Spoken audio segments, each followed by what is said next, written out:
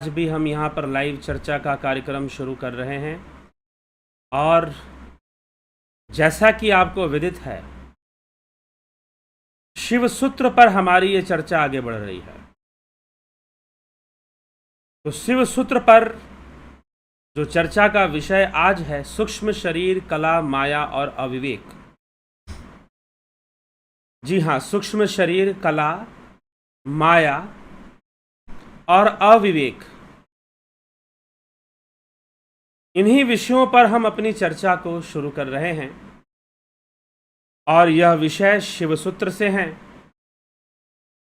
सूत्र क्या कहता है इस विषय में हम उसको पहले देखेंगे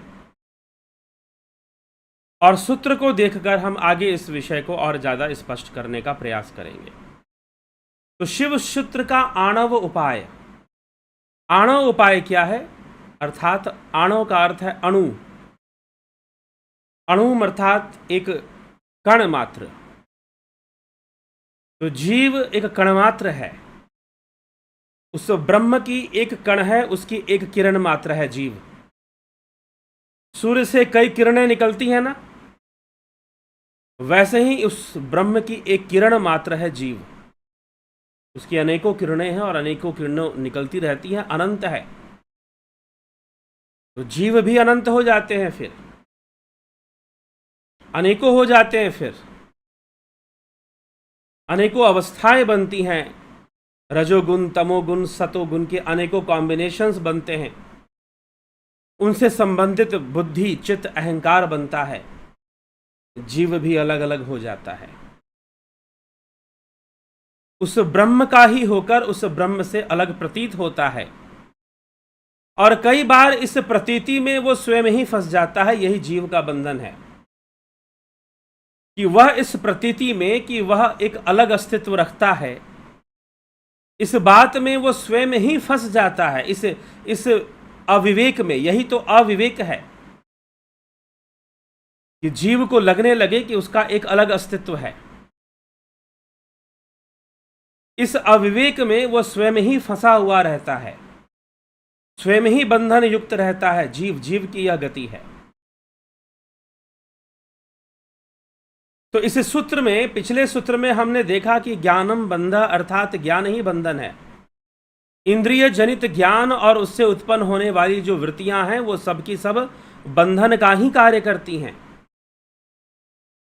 लेकिन अब इस बंधन को और समझाते हुए कि इस बंधन का स्वरूप क्या है, इस बंधन का स्वरूप कैसा है, इस विषय को विशेष रूप से समझाते हुए शिव सूत्र में अगला सूत्र लिखा गया है। और वह सूत्र क्या कहता है, आइए हम उसको देखते हैं और उस पर चर्चा करते हैं। सूत्र कहता है, कलादीनाम तत्वानाम अविवेको माया। कलादीनाम तत्वानाम अविवेको माया। कंचुक रूप देह में स्थित कला से लेकर क्षति पर्यंत तत्वों के विवेचन का अभाव ही अविवेक है। कंचुक रूप देह मतलब सूक्ष्म देह। यहां पर क्योंकि देखिए, जितनी भी कलाएं हैं, जितने भी गुण हैं, जितने भी कर्म हैं, जितने भी संस्कार हैं, इन सबका कर्ता भोक्ता इस संसार में जीव है, सूक्ष्म शरीर है। जीव सूक्ष्म शरीर के माध्यम से ही कर्ता भोक्ता बनता है, सूक्ष्म शरीर के माध्यम से। तो जो कुछ भी है उस सूक्ष्म शरीर के कारण है, कुंचक रूप देह के कारण है। तो सारी कलाएं भी उसी की हैं, सारे कर्म भी उसी के हैं, सूक्ष्म शरीर के ही हैं। इसीलिए लिखा गया, कलादीनाम तत्वानाम अविवेको माया। और जब तत्व का ज्ञान नहीं होता, तत्व का ज्ञान मतलब सूक्ष्म शरीर क्या है और सूक्ष्म शरीर के 8 तत्व जो बताए गए हैं, ज्ञान इंद्रिया, कर्म इंद्रिया, प्राण, अंतःकरण, चतुष्टय, फिर अविद्या, कर्म और कामना और पंचभूत, इन 8 तत्वों से सूक्ष्म शरीर का निर्माण विवेक चूड़ामणि में बताया गया है आदिगुरु शंकराचार्य जी के द्वारा। इन 8 तत्वों से सूक्ष्म शरीर का निर्माण बताया गया है। तो इन 8 तत्वों से सूक्ष्म बनने वाला जो सूक्ष्म शरीर है, उसमें अविद्या है, उसमें कर्म है, उसमें कामनाएं हैं और उसी की कलाएं हैं। तो जब उसे तत्वों का ज्ञान नहीं है, तो क्यों तत्वों का ज्ञान नहीं है? तत्व ज्ञान पे पर्दा क्यों पड़ा हुआ है? पर्दा इसलिए पड़ा हुआ है तत्व ज्ञान पर क्योंकि इंद्रिय जनित जो अनुभूतियां हैं, इंद्रिय जनित जो वृत्ति बंधन है, उसको स्वीकार कर लिया गया है, उसको स्वीकार कर लिया गया है। और वह जो वृत्ति बंधन है वह माया रूप है, वही अहंकार पैदा करती है, वही बंधन पैदा करती है। और वो बंधन कैसे पैदा करती है? कला के रूप में, उसकी अभिव्यक्ति कलाओं के रूप में होती है। जो माया है, माया की अभिव्यक्ति कलाओं के रूप में होती है। और माया क्या है? जो अविवेक है, तत्व ज्ञान की कमी के कारण, तत्व ज्ञान की हीनता, due to ignorance we cannot realize what is real. We are completely separated from our real self. This is the problem. So we are not able to realize our real self, the state of real self.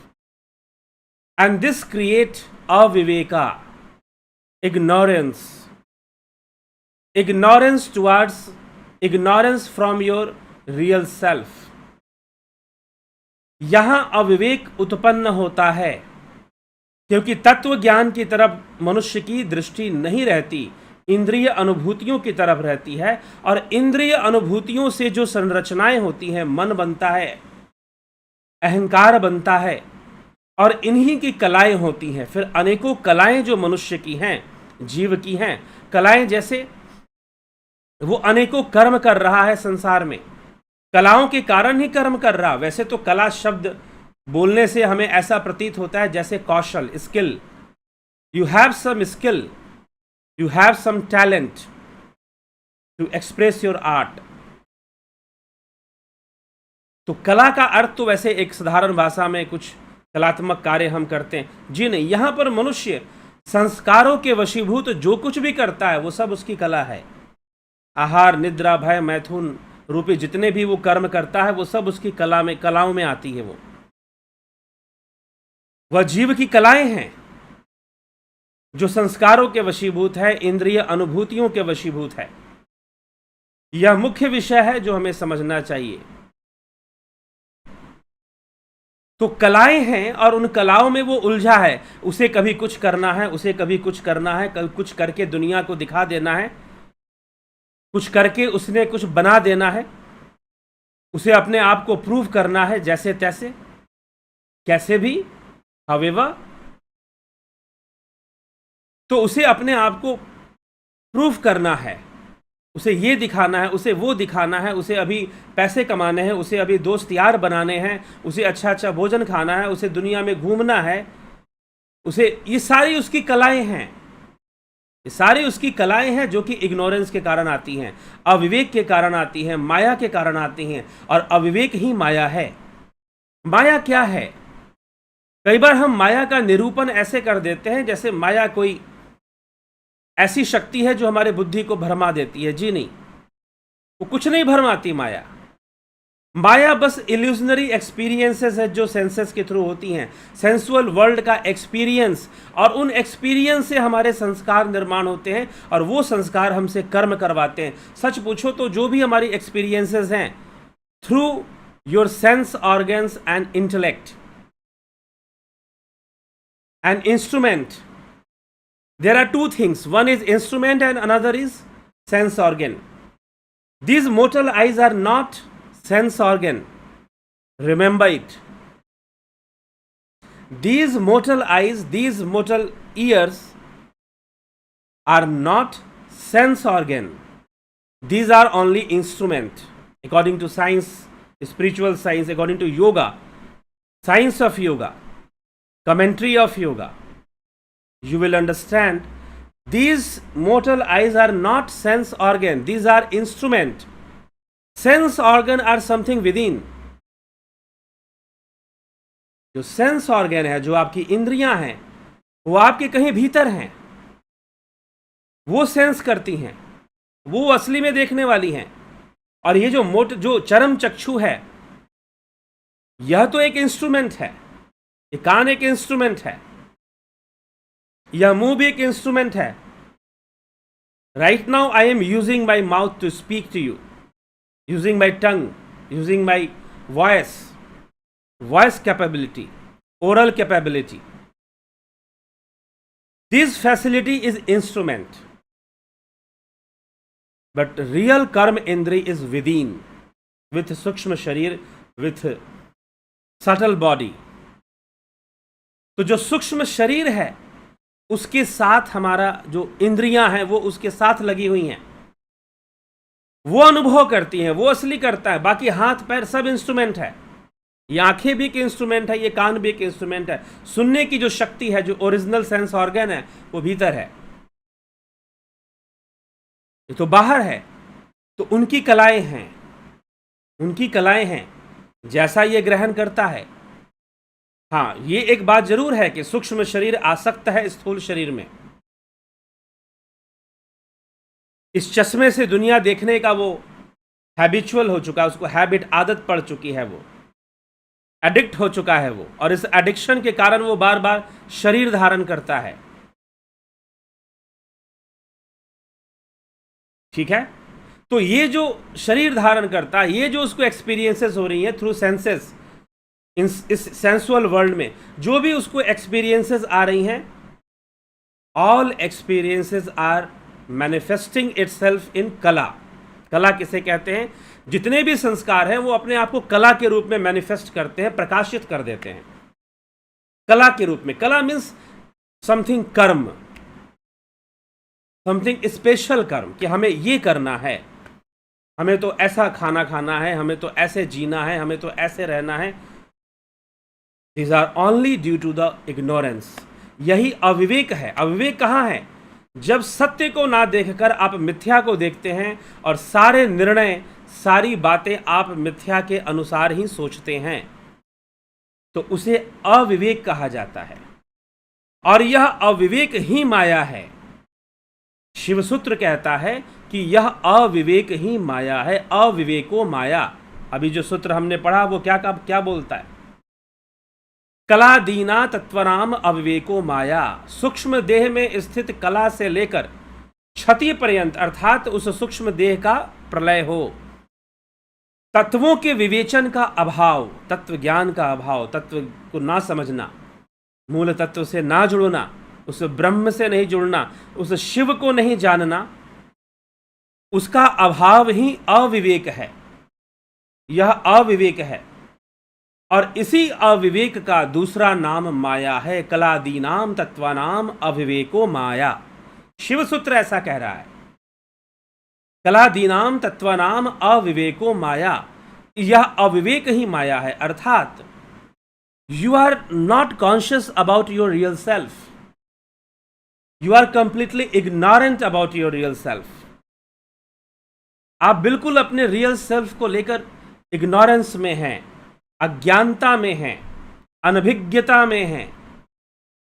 उसको जानने की कोई कोशिश आप नहीं कर रहे हैं और 50 तरह के काम कर रहे हैं। इग्नोरेंस में किया गया अच्छा कर्म भी कला है, बंधन है। और ये कला को बंधन के रूप में ही समझाया जा रहा है। ज्ञानम बंधा के बाद ये सूत्र क्यों लिया गया? कलादीना नाम, ये क्यों कहा गया? इसको समझने की आवश्यकता है। इससे एक संबंधित मुझे एक प्रसंग ध्यान में आ रहा है। ठाकुर रामकृष्ण परमहंस, रामकृष्ण परमहंस एक बार, आज अगर आप नाम लोगे रामकृष्ण परमहंस, तो आज दुनिया के बड़े बड़े शहरों में रामकृष्ण मठ मिलता है। चाहे आप इंग्लैंड चले जाओ, लंदन जाओ, बर्लिन जाओ, आप बड़े बड़े देशों में जाओगे, आपको रामकृष्ण मठ मिल जाएगा। तो रामकृष्ण परमहंस जब वो थे, बहुत ही साधारण उनका जीवन, योगी जीवन था उनका। तो एक बार वो ईश्वरचंद विद्यासागर से मिलने गए, और ईश्वरचंद विद्यासागर से जब वो मिलने गए और उनको थोड़ा अध्यात्म के विषय में समझाया, बहुत बड़े समाज सेवी थे, कुछ लोगों ने उनसे कहा कि ठाकुर ईश्वरचंद विद्यासागर बहुत विद्वान हैं और बहुत पढ़े लिखे हैं। संस्कृत भाषा और अंग्रेजी भाषा, फारसी भाषा, इन सभी का उनको बहुत ही अच्छा ज्ञान है। इन सभी का उनको बहुत ही अच्छा ज्ञान है। तो वो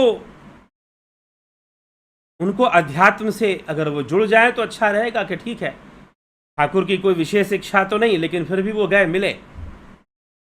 मिलने के बाद ईश्वरचंद विद्यासागर ने मात्र समाज सेवा की बात की। अध्यात्म के प्रति उनकी रुचि उस समय शून्य थी, कोई रुचि नहीं थी। उनको लगता था कि मुझे समाज को सुधारना है, मुझे शिक्षा का प्रचार करना है, और उन्होंने भारतीय लोगों में अंग्रेजी शिक्षा के साथ साथ संस्कृत की ओर भी ध्यान देने की कोशिश की। ऐसे लोग हुए क्योंकि अंग्रेजी शिक्षा, अंग्रेजों का फैला हुआ साम्राज्य के कारण अंग्रेजी शिक्षा एक तरह से वैश्विक स्तर को प्राप्त कर रही थी, तो इसलिए अंग्रेजी सीखना जरूरी था। उन्होंने अंग्रेजी भाषा का प्रचार किया, लेकिन संस्कृत की जो वैज्ञानिकता है, संस्कृत में जो रहस्य है, संस्कृत की जो शक्ति है, वो अन्य किसी भाषाओं में नहीं है। उसके पीछे जितनी एक बहुत ही सिस्टमैटिक वे में एक लैंग्वेज को डेवलप किया गया है। अभी पीछे हमने मातृकाओं के बारे में भी समझने का प्रयास किया, तो उससे भी हमें पता चला कि कितना सिस्टमैटिक वे में इस लैंग्वेज को डेवलप किया गया है, संस्कृत को, देवनागरी स्क्रिप्ट को। तो उसका ज्ञान बचा रहना बहुत जरूरी है। तो वो संस्कृत भाषा का भी प्रचार करते थे, बहुत बड़े स्तर पे करते थे, अपने समय के अनुसार। ठाकुर रामकृष्ण परमहंस ने उनको अध्यात्म के विषय में समझाया, लेकिन उस समय उनके मन में सिर्फ दया भाव था, समाज के प्रति, गरीबों के प्रति। अच्छी बात है, लेकिन मनुष्य की जो वास्तविक गरीबी है वो क्या है? वास्तविक गरीबी ये है कि वह अपने रियल सेल्फ से नहीं जुड़ा हुआ, अपनी आत्मा से नहीं जुड़ा हुआ। यही उसकी वास्तविक गरीबी है, क्योंकि वो हमेशा ही गरीब बना रहेगा। इसलिए कई बार व्यक्ति बहुत कुछ लेकर भी, बहुत कुछ धनवान होकर भी उसका अपने रियल सेल्फ से कोई जुड़ाव नहीं होता, वो अपने तत्वों को नहीं समझता, तो बहुत तरह के भ्रम में, बहुत तरह की अशांतियों में वो अपना जीवन जी रहा होता है। और बहुत सारे भ्रम उसके जीवन में होते हैं, बहुत सारे इल्यूजन्स उसके लाइफ में होते हैं, क्योंकि चाहे कितना भी धन हो जाए, कितना भी बड़े पोस्ट पर हो, बहुत सारे इल्यूजन्स होंगे, बहुत सारी मान्यताएं होंगी उसकी, बहुत सारी मान्यताएं होंगी उसकी। तो इसलिए ऐसी स्थिति में मनुष्य रहता है, ये उसकी आध्यात्मिक गरीबी है। अगर वो आध्यात्मिक रूप से गरीब है तो वो सब कुछ होने के बाद भी शायद सुख का अनुभव नहीं करेगा। और धन कुछ ज़्यादा हो गया तो जिनके पास धन ज़्यादा हो जाता है, फिर वो क्या करते हैं, प्लेजर के लिए ड्रग एडिक्ट भी हो जाते हैं, क्योंकि उनके पास कोई दूसरा रास्ता नहीं होता। इतना धन आ गया कि सब कुछ तो वो कर ही सकते हैं, लेकिन निराश हो गए, बहुत ज़्यादा निराशा उनके जीवन में आ गई, और फिर वो ड्रग एडिक्ट भी हो जाते हैं। देखा जाता है समाज में ऐसी कई घटनाएं घटती हैं। इसलिए मनुष्य स्वयं को, हाँ, निश्चय ही, जिसके पास भोजन नहीं है उसको तुम पहले भोजन ही कराओ, लेकिन वो भोजन कराना पूर्ण सार्थक तभी होगा जब वो आध्यात्मिक रूप से संपन्न हो जाए। तो आध्यात्मिक रूप से संपन्न होने का बहुत बड़ा महत्व होता है। वह हमारी अंतर की गरीबी को दूर कर देता है। तो ठाकुर रामकृष्ण परमहंस ने उन्हें कुछ बताने समझाने का प्रयास किया, लेकिन वो उस समय उस अज्ञानता में थे, उस इग्नोरेंस में थे, स्वयं के प्रति, अध्यात्म के प्रति जागरूक नहीं थे। हाँ, ये अलग बात है कि बाद में ईश्वरचंद विद्यासागर जागरूक होते हैं और उन्होंने एक फिर स्वामी राम तीर्थ की जीवनी, उन्होंने ईश्वरचंद विद्यासागर ने कर्म योगी के नाम से उनकी एक पुस्तक आती है, स्वामी राम तीर्थ की जीवनी को उन्होंने लिखा था और उसमें गहरे अध्यात्म को लिखा है। बाद में वो आध्यात्मिक हो जाते हैं, लेकिन उस समय नहीं होते हैं। तब ठाकुर कहते हैं, ठाकुर रामकृष्ण परमहंस उस समय कहते हैं कि इस दया और माया में कोई अंतर नहीं है, क्योंकि जो भी कला, चाहे वो पुण्य करने की कला हो, चाहे वो पाप करने की कला हो। कला भी पुण्य और पाप भी कलाएं ही हैं। या फिर सिद्धियों को भी कला कहते हैं। योगियों की कला होती हैं सिद्धियां। कला का अर्थ है बंधन, तो सिद्धियां भी बंधन का काम करती हैं ना। कला का अर्थ है बंधन, तो सिद्धियां भी बंधन का काम करती हैं। फिर तो सिद्धियां भी कला के रूप में हमारे सामने आती हैं। तो जो भी कला है आपकी, आप पुण्य कर रहे हैं या पाप कर रहे हैं, वो सब इग्नोरेंस में कर रहे हैं और वो सब बंधन ही है। पाप भी बंधन है और पुण्य भी बंधन है। तो अविवेक से कला प्रकट होती है, अर्थात माया से कला प्रकट होती है। माया और कला, और उसमें जोड़ दिया रामकृष्ण परमहंस ने कि दया, ये दया भी बहुत बड़ी माया है। मैं पुण्य करूंगा, मैं पुण्य कमाऊंगा, मैं अच्छा करूंगा, मैं ऐसा करूंगा, मैं वैसा करूंगा, मैं दया करूंगा। तो ये जो चीज है, मैं समाज की सेवा करूंगा, कहीं ना कहीं व्यक्ति अपने अहंकार को पोषण करता है। जो सचमुच का समाज सेवा करते हैं वो कहीं ना कहीं अहंकार का पोषण भी करते हैं अपना, लेकिन जो सचमुच का करते हैं। लेकिन समाज में ऐसे लोगों की संख्या बहुत अधिक है हमारे देश में, जो कुछ करना तो नहीं चाहते लेकिन दिखना जरूर चाहते हैं, रिकॉर्ड बनाना चाहते हैं कि हमने कुछ काम किया है। तो कहीं से कुछ सीन क्रिएट करके वो अपना रिकॉर्ड जरूर बनाते हैं कि हमने समाज सेवा की है।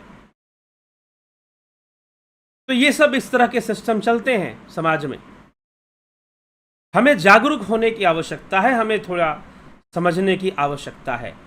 तो समझना क्या है कि अपने आत्मा को, स्वयं को जानने की प्रक्रिया से जुड़ना है। हम कैसे बने हैं, हमारे आंतरिक तत्व कौन से हैं, सूक्ष्म शरीर क्या है, कारण शरीर क्या है, अन्नमय कोश क्या है, प्राणमय कोश क्या है, मनोमय कोश क्या है, विज्ञानमय कोश क्या है, और आनंदमय कोश क्या है, चित्त क्या है, मन क्या है, वृत्तियां क्या हैं, ध्यान क्या है, धारणा क्या है, और समाधि क्या है, कैवल्य क्या है, तुरिया क्या है, धर्ममेघ समाधि क्या है, ऋतंभरा क्या है। मोटे मोटे शब्द नहीं है ये, शास्त्रों को पढ़ के रट लेने से भी नहीं हो जाता।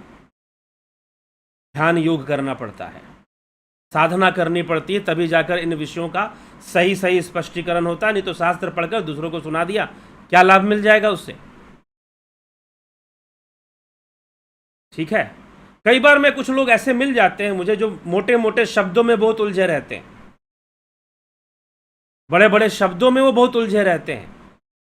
तो शब्दों में नहीं उलझना है, सेल्फ एक्सप्लोरेशन करना है, आत्म अन्वेषण करना है, उस आत्मा को जानना है, स्वयं को जानना है। नो दाई सेल्फ, सुकरात ने कहा था, सोक्रेटिस ने कहा था, नो दाई सेल्फ।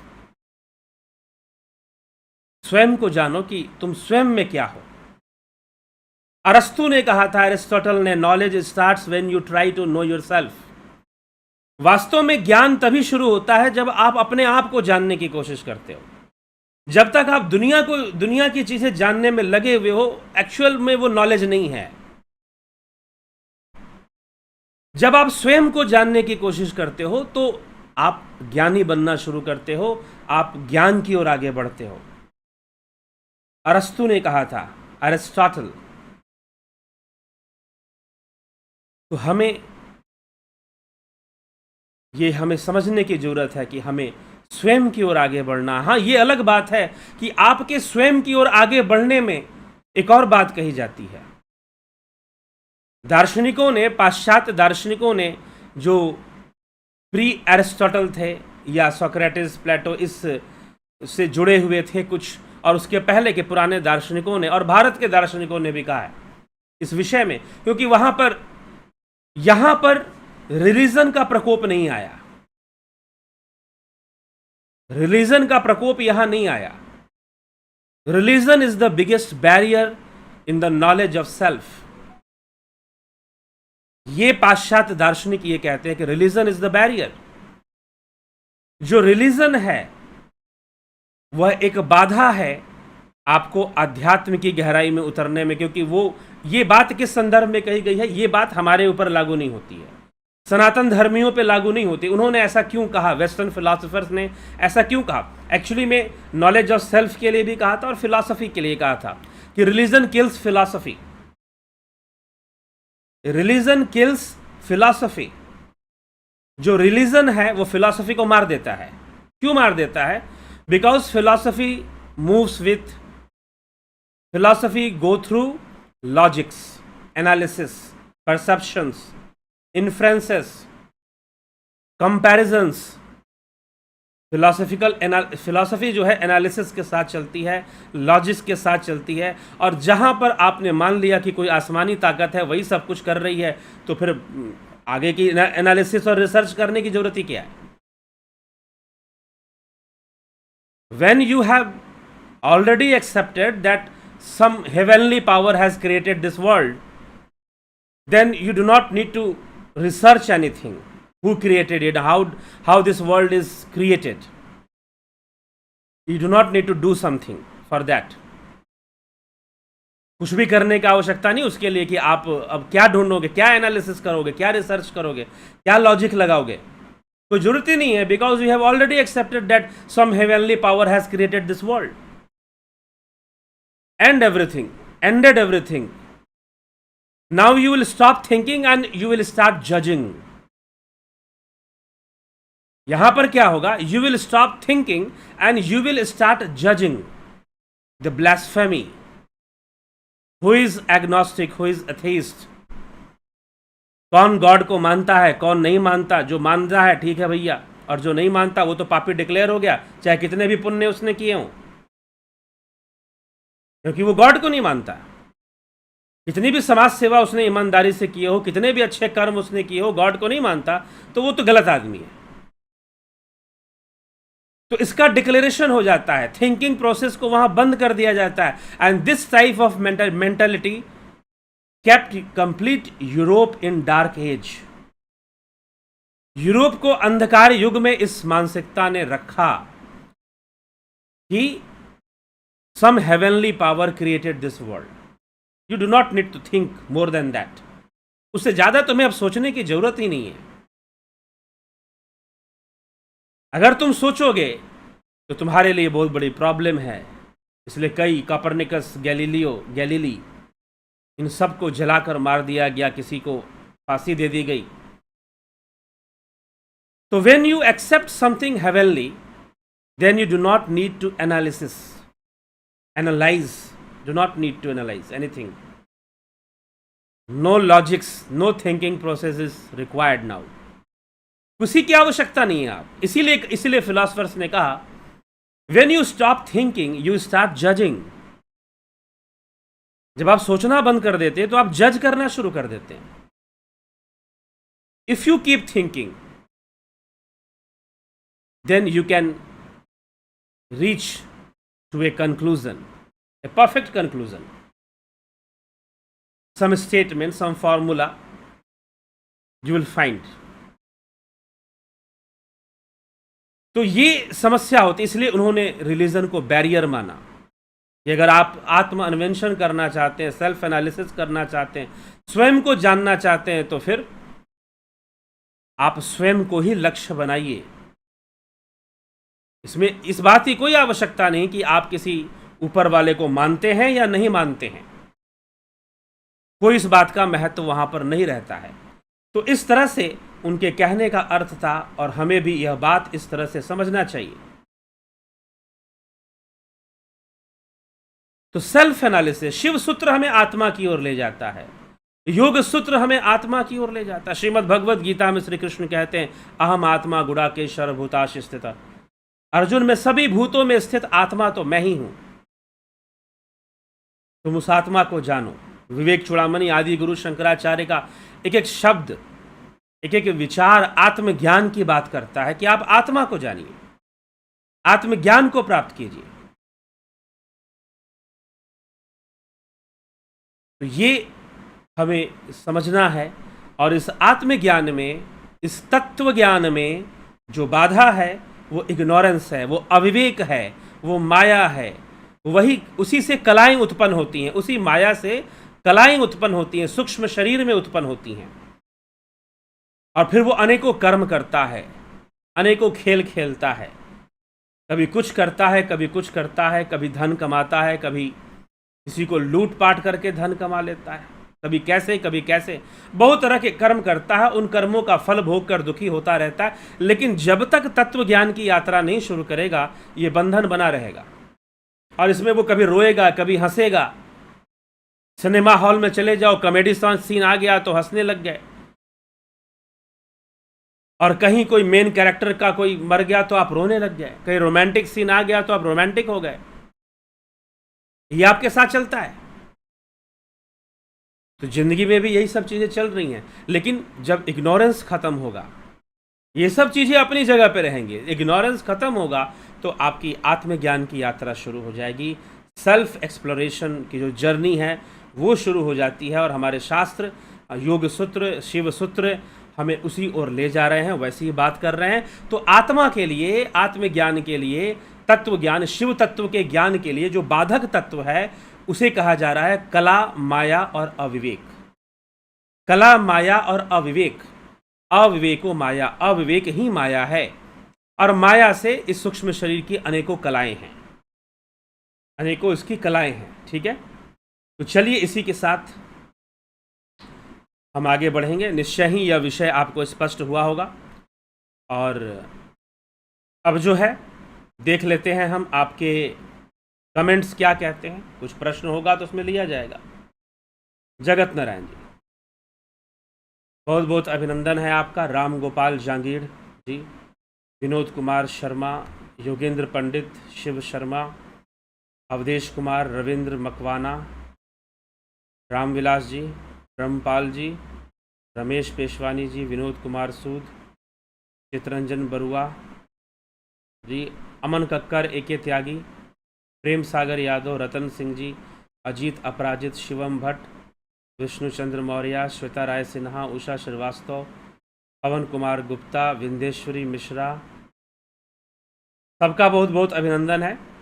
अर्जन भाई चौहान जी, मनीष यादव जी, ओम नमः शिवाय, हर हर महादेव, ज्योति दत्ता, मोहन रावत, कमलेश खैरनर, शिवा शर्मा, कृष्णा विज्ञान टू, 16 कलाओं कहते हैं। जी हाँ, ये भी है कला के अंदर की 16 कलाएं होती हैं भगवान शिव की, और 64 कलाएं ऐसे कल की अवतार के लिए बताई जाती हैं इस तरह से।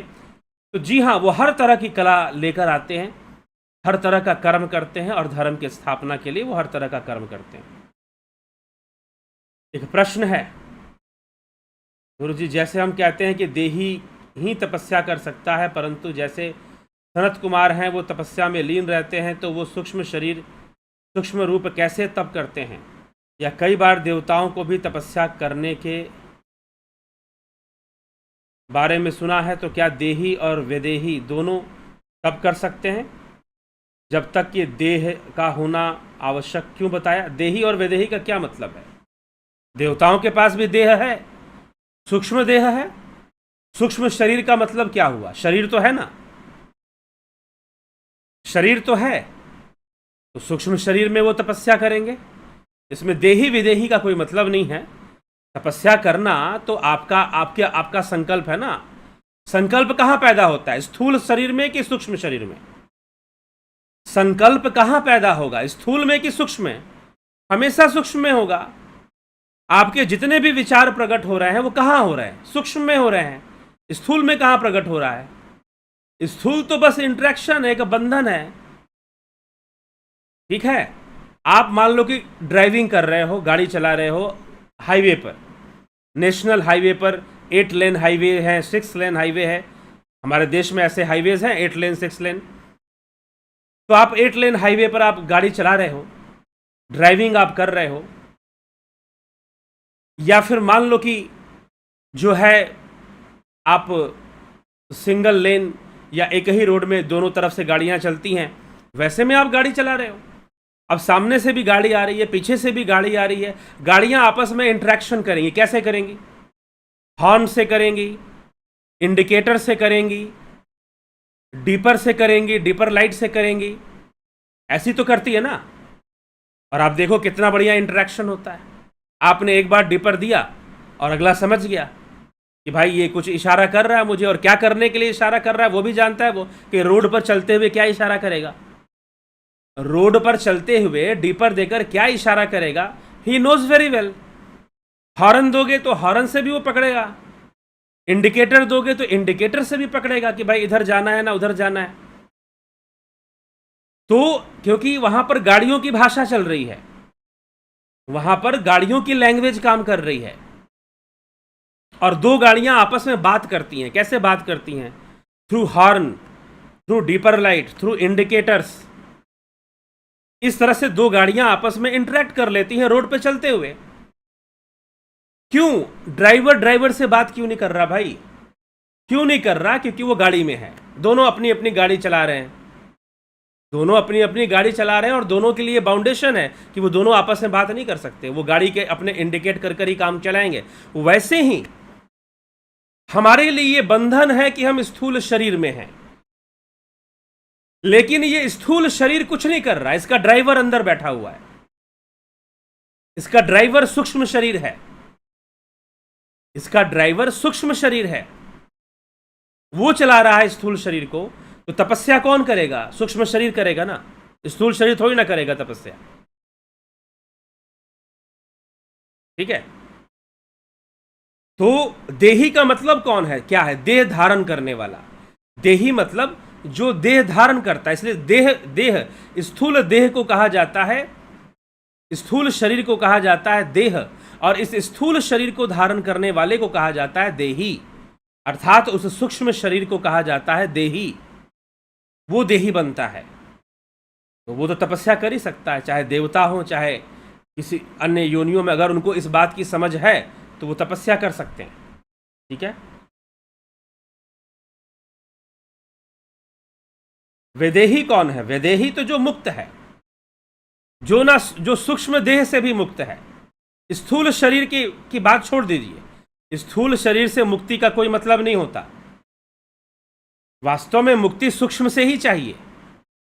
अगर हम राजा जनक को वैदेही बोलते हैं तो स्थूल के लिए नहीं कहते, वो योगी पुरुष हैं, राजा जनक योगी पुरुष हैं, और वो अपने सूक्ष्म के संस्कारों से मुक्त हैं, सूक्ष्म के बंधन से मुक्त हैं, इसलिए उनको वैदेही कहा जाता है।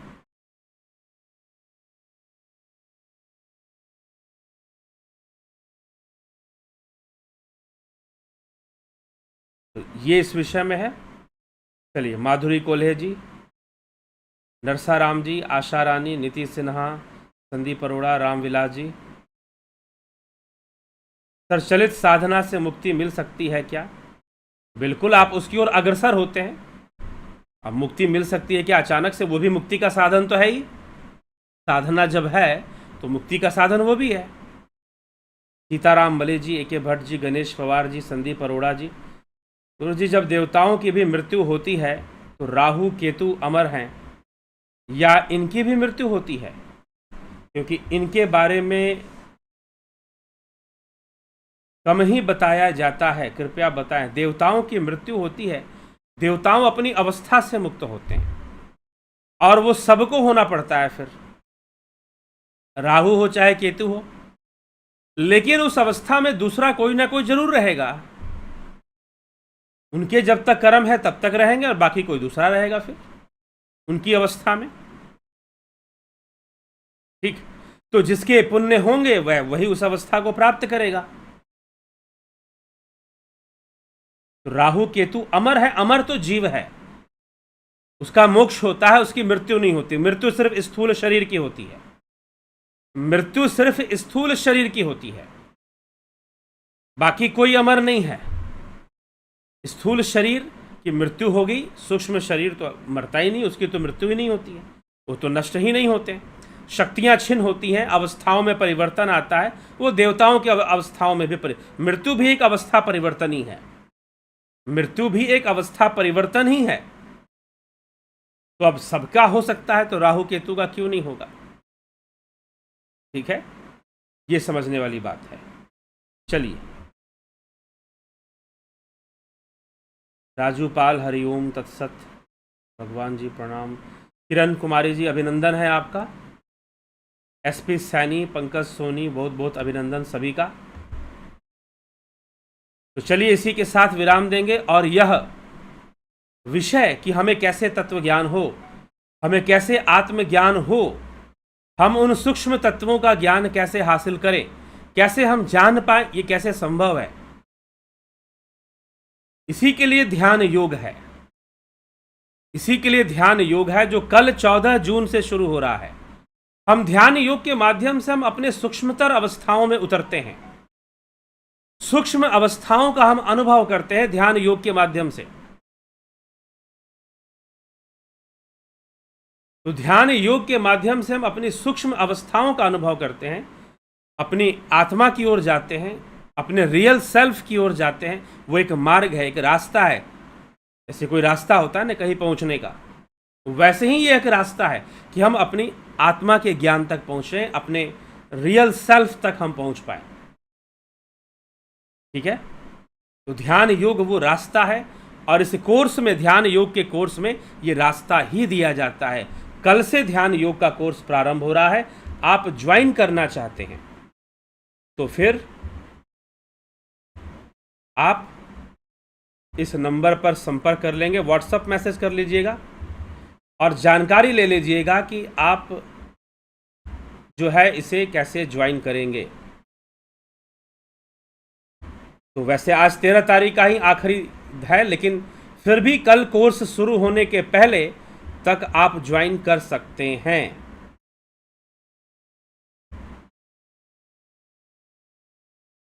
ठीक है, तो ध्यान योग के कोर्स के लिए यह नंबर आपको दिया गया है, व्हाट्सएप मैसेज करके।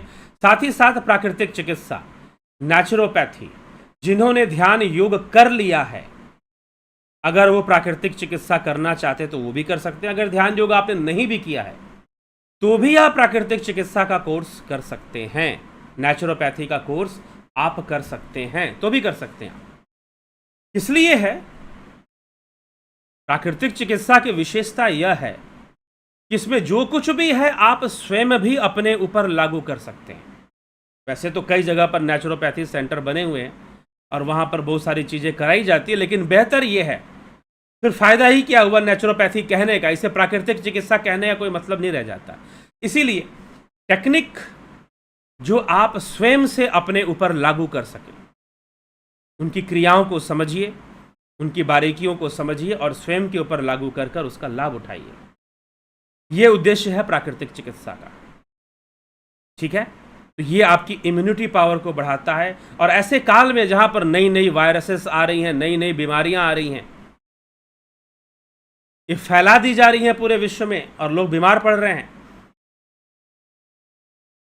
तो इसीलिए लोग बीमार पड़ रहे हैं। तो हमें इस बात को समझना है, और ऐसे विद्या को अगर हम सीखते हैं, प्राकृतिक चिकित्सा वगैरह, तो निश्चय ही हमारे लिए बहुत हेल्पफुल होगा और हम बहुत कुछ इसमें जान पाएंगे। और हमारे स्वास्थ्य को बनाए रखने के लिए, वजन कम करने के लिए, अगर आप ओबेस हैं, ओबेसिटी है, उसके लिए भी यह अच्छा कोर्स है। वैसे तो एक आगे भविष्य में आपको प्राकृतिक चिकित्सा के साथ कुछ क्रियाओं को लेकर मोटापा कम करने का एक अलग से ही कोर्स भी लाने का विचार है।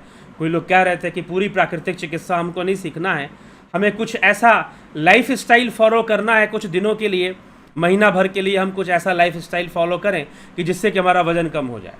तो कुछ ऐसा कोर्स हो, ठीक है, कुछ ऐसा कोर्स हो, तो उसके लिए भी हमें जानकारी दे। प्राकृतिक चिकित्सा क्या है बता ही रहे हैं। प्राकृतिक रूप से चिकित्सा करना, बिना दवाइयों के प्रयोग के, मेडिसिन यूज नहीं होता उसमें, और वो सारे कार्य जो आप खुद से कर सकते हैं, स्वयं से कर सकते हैं आप। बस उन टेक्निक्स को जानने की आवश्यकता है, समझने की आवश्यकता है।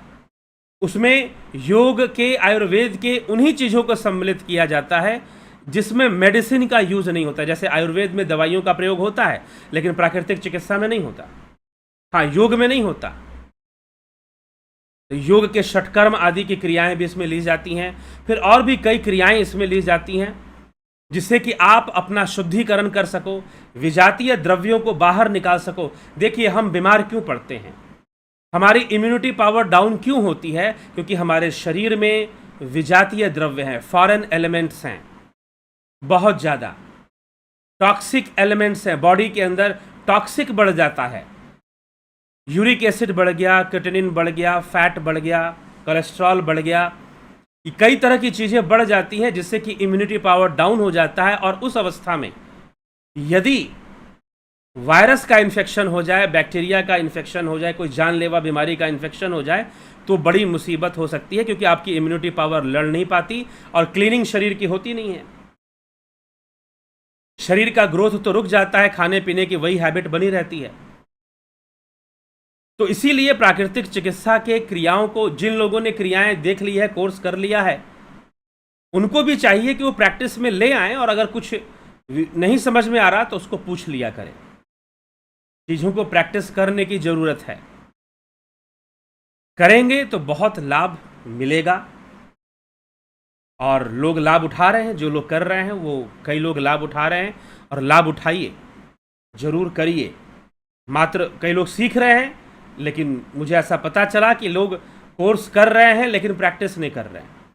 कोई लाभ नहीं मिलने वाला अगर अपने बॉडी को डिटॉक्सिकेट नहीं कर रहे हैं। आप डिटॉक्सिकेट करिए, प्रोसेस में लाइए। हाँ, अगर आपको करते हुए कोई दिक्कत हो रही है, किसी खास क्रिया को करना है, करने में दिक्कत आ रही है, तो पूछ सकते हैं उस विषय में। वैसे तो प्राकृतिक चिकित्सा के जो कोर्स है उसमें कोर्स वीडियोज़ में सारी चीज़ें बताई होती हैं कि कौन सी क्रिया किस के लिए है, इससे किस बीमारियों में लाभ होगा, ये सारी चीज़ें उसमें डिटेल बताया हुआ होता है। लेकिन कोर्स करने के साथ साथ ज़रूरी है कि आप प्रैक्टिस करें, अभ्यास करें। सबसे बड़ी चीज़ क्या है प्राकृतिक चिकित्सा का? सबसे बड़ा लाभ है कि ये आपके ध्यान योग साधना में भी सहायक है। हमारी साधना में भी ये बहुत सहायक है। तो इसलिए भी हमें ये क्रियाएं, अगर हम ये जानें तो ये हमारे स्वास्थ्य के लिए, शरीर स्वस्थ रहेगा तो ध्यान योग करना हमारे लिए। एक कहते हैं ना कि भाई गाड़ी अगर आपकी अच्छी है, सर्विसिंग हो गई है, तो गाड़ी अच्छे से भागती है, अच्छा माइलेज देती है। तो प्राकृतिक चिकित्सा just like a servicing your body, your physical body.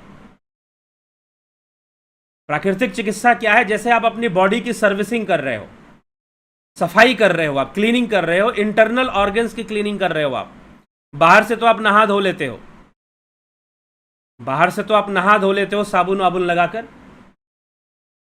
लेकिन क्या पता वो साबुन भी नुकसान कर रहा हो हमें। प्राकृतिक चिकित्सा आपके इंटरनल ऑर्गन्स की क्लीनिंग करता है, उनकी सफाई करता है। आपका इंटेस्टाइन, आपका एंडोक्राइन सिस्टम, जिसमें कि आपका ग्लैंड सारे हैं, पैंक्रियाज है, थायराइड है, पिट्यूटरी है, आपके दूसरे कई ग्लैंड्स हैं, उन सब की वो क्लीनिंग करता है प्राकृतिक चिकित्सा।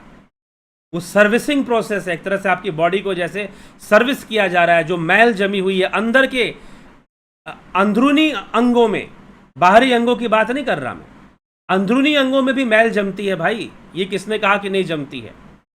वहां भी गंदगी इकट्ठी होती है। आपके ब्लड वेसल्स में, वेन्स में, आर्टरीज में, कैपिलरीज में जो गंदगी जमती है, उनकी भी सफाई होनी चाहिए। हाउ, कैसे करेंगे उनको हम सफाई, साफ कैसे करेंगे?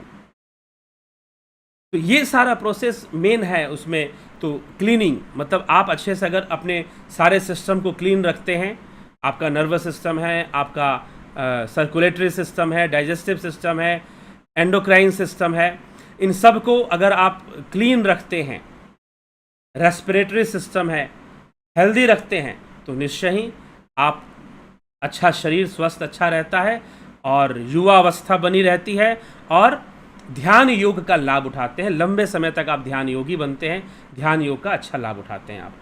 तो अच्छी साधना भी होती है। तो ये बड़ा हेल्पफुल होता है साधना में। खुद का मेरा व्यक्तिगत अनुभव भी है इस विषय में, और जो लोग कर रहे हैं वो भी अनुभव कर ही रहे हैं।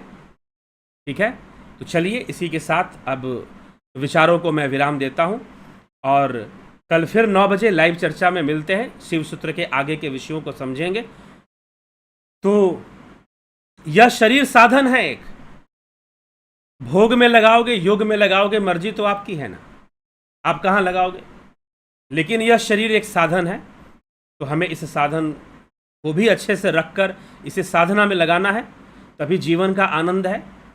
ध्यान योग का भी लाइफ है कि उद्देश्य यही है कि एक अच्छा जीवन हम जी सकें, एक अच्छा जीवन हम जी सके, यही तो ध्यान योग का उद्देश्य है। तो चलिए इसी के साथ विराम देते हैं और कल फिर मिलते हैं लाइव चर्चा में। शिव सूत्र के आगे के सूत्रों पर चर्चा लेकर हम कल आएंगे और चर्चा को आगे बढ़ाएंगे। तो चलिए इसी के साथ आज के कार्यक्रम को यहाँ पर हम विराम देते हैं। कल फिर मिलते हैं 9 बजे लाइव चर्चा में। बहुत बहुत आभार आप सभी का। अगर आपको लगता है कि यहाँ पर ज़रूरी जानकारियाँ दी जाती हैं, सही चीज़ें बताई जाती हैं, तो ज़रूर चैनल को शेयर कीजिए, वीडियोस को शेयर किया कीजिए, लोगों तक पहुँचाया कीजिए वीडियोस को। ठीक है, जो भी अभी पीछे मैंने एक वीडियो आप लोग को लाइव चर्चा में लिंग क्या है इस पर किया था, शेयर कीजिए लोग ताकि जाने समझें कि शिवलिंग का रहस्य क्या होता है, उनको समझ में आए और ज़्यादा से ज़्यादा हमारा जो हिंदू समाज है, सनातन धर्म है, वो शास्त्रों के नज़दीक पहुँचे, शास्त्रों का ज्ञान उस तक ज़्यादा से ज़्यादा पहुँच पाए। यथासंभव जितना हो सकता है मैं एक प्रयास कर रहा हूँ, आगे आप प्रयास करें तो निश्चय ही हम बहुत बड़ा परिवर्तन अपने समाज में, अपने देश में और पूरे विश्व में हम ला पाएंगे। क्योंकि यह सारे ज्ञान का विषय ऐसा नहीं कि कोई इस देश के रहने वालों के लिए, सबके लिए है। जो भी आत्मज्ञान की ओर बढ़ना चाहता है, सेल्फ नॉलेज की ओर बढ़ना चाहता है, प्रॉस्पेरस समृद्ध जीवन की ओर बढ़ना चाहता है। समृद्ध जीवन मात्र धन से ही नहीं हो जाएगा, बहुत सारी चीज़ें चाहिए जिससे कि हमें समृद्धि का अनुभव हो पाए। अगर धन है और रोग है, नींद नहीं आती है, तो फिर क्या लाभ। तो इन सब बातों पर विचार किया करें और ज़रूर आप फैलाया करें, शेयर किया करें चैनल के वीडियोस को। बहुत बहुत आभार आप सभी का। इसी के साथ विराम देते हैं।